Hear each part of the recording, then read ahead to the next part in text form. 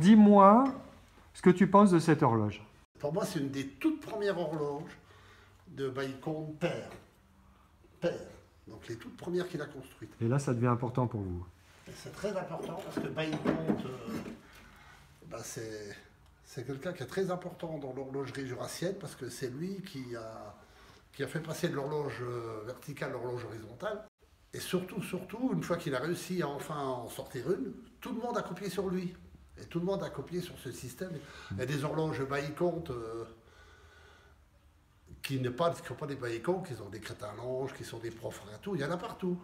Et même Audobé a copié sur Bacon. Donc ça nous intéresse parce que c'est une... Et au début, il a commencé à faire des clous, il a commencé à faire un ferraille, et il s'est mis à faire de l'horlogerie, il était horloger quand même. Et c'était quelque part, c'est un petit génie, c'est un précurseur. C'est très intéressant parce que c'est la deuxième qu'on retrouve quoi, de ce monsieur Bacon père. La première, c'est? La première, la Gendray, la première qu'on a trouvée.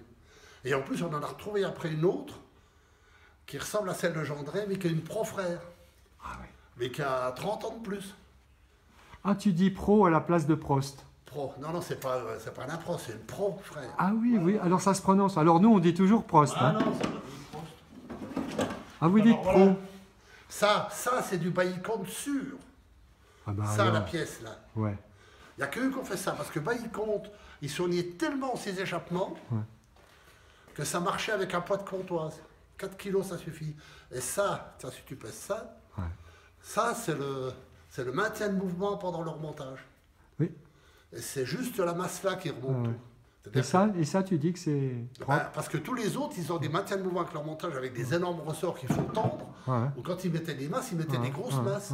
Et ça pèse rien. Et ça, c'est typique avec ça, Bacon. Voilà, je sais. Ça, c'est les deux preuves que c'est du Bacon.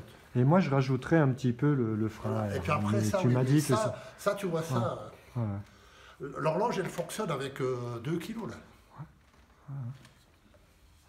Alors c'est marrant parce que dans les écritures que tu m'as fait, tu m'as dit ça, je suis sûr que ce n'est pas du Bacon. Parce qu'on ne connaissait pas ce système. C'est grâce à Gendray qu'on a dit ça, mais on a dit qu'on a évolué. Mais nous, on connaissait Bacon, père et fils.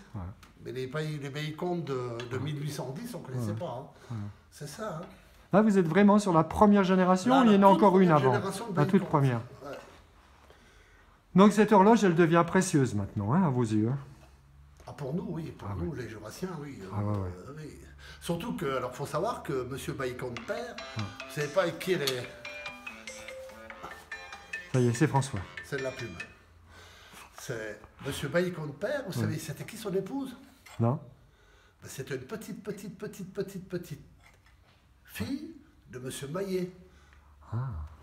Donc c'est une petite Maillet. Donc ça veut dire que l'histoire, elle continue. Il y a les Maillets qui ont inventé l'horloge comptoise. Et puis sa petite fille, il a recréé l'horloge d'édifice. D'accord. C'est une belle histoire quand même. Belle histoire. Bon, ça c'est sûr.